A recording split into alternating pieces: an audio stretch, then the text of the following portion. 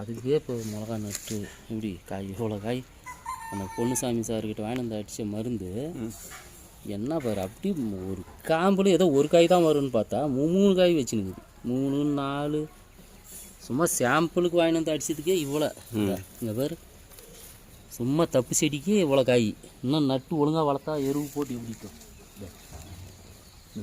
இதை பாரு பூரா காய்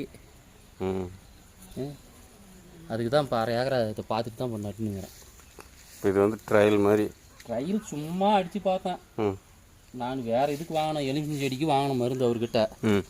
சரி இதுக்கு சும்மா அப்படியே அடிக்கிறவங்களே இதுக்கும் அடித்து பார்க்கலான்ட்டு அடித்தா அது அவர் என்னன்னாரு ஒவ்வொரு காம்பில் ஒவ்வொரு மிளகா தான் வைக்கினாரு. இது ஒவ்வொரு காம்பில் ஒரு மிளகா இல்லை, இதில் பாரு 4 மிளகா, இதில் 2, இதில் பாரு 1 2 3 4 5 6 மிளகா ஒரே காம்பு.